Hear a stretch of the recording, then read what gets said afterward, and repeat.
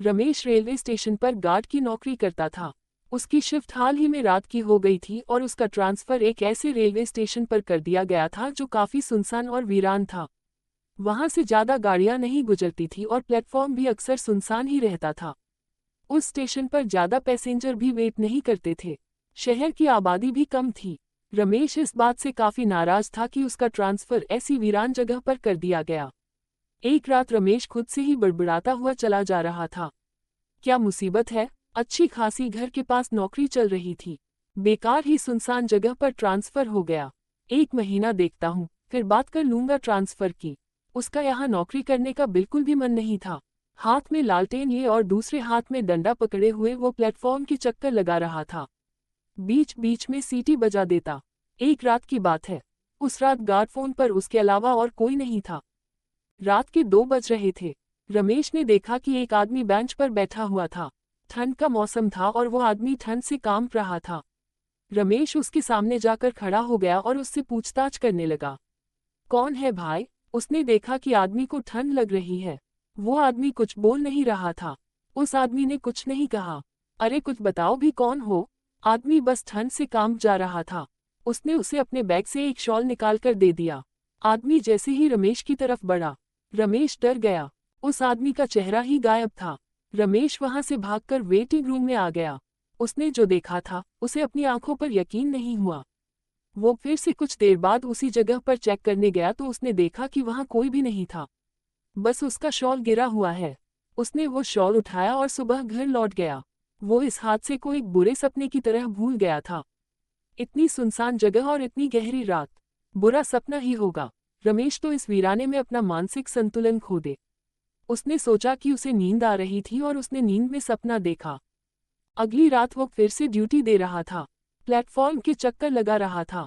रमेश टहलता हुआ थक गया तो एक बेंच पर बैठ गया। उसने घड़ी देखी तो 2 बज रहे थे। कुछ ही देर बाद उसके पीछे से किसी के चलने की आवाज आई। उसने लालटेन से पीछे मुड़कर देखा तो वहां कोई भी नहीं था। रमेश को लगा कि उसे नींद आ रही है।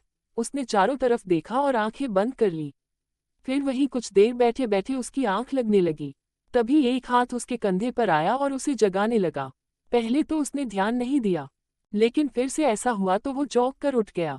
उसने चारों तरफ देखा तो वहां कोई भी नहीं था। रमेश को लगा कि उसने फिर से कोई बुरा सपना देखा है।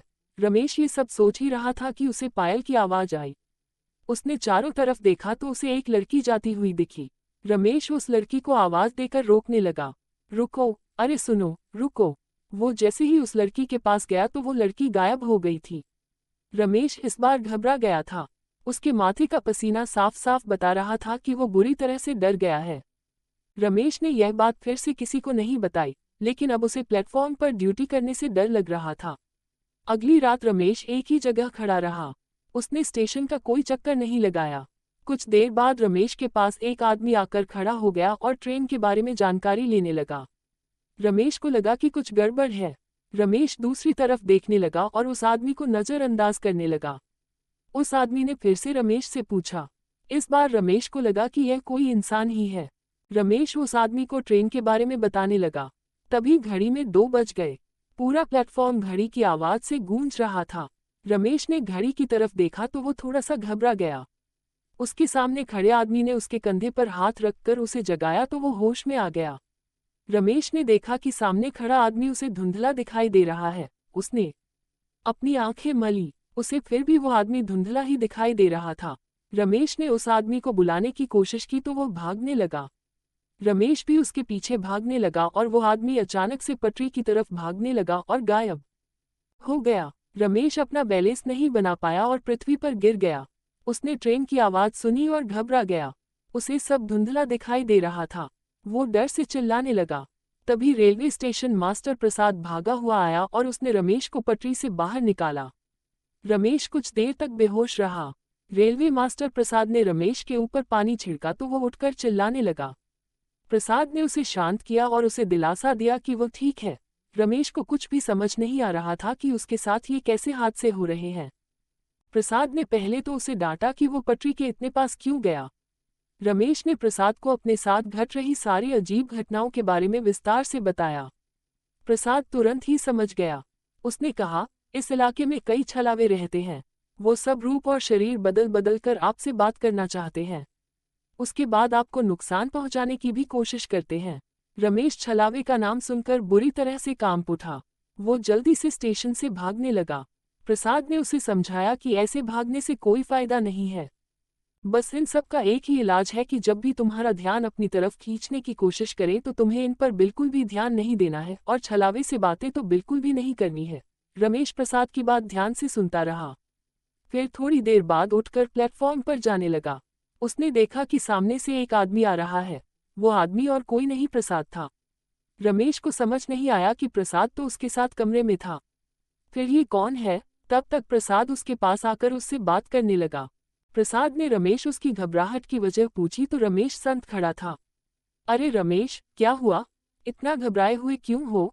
प्रसाद ने उसे बताया कि आज उसे आने में देरी हो गई क्योंकि उसकी पत्नी की तबीयत खराब हो गई थी। ये बात सुनकर रमेश को धक्का लगा। वो भागता हुआ रूम में गया।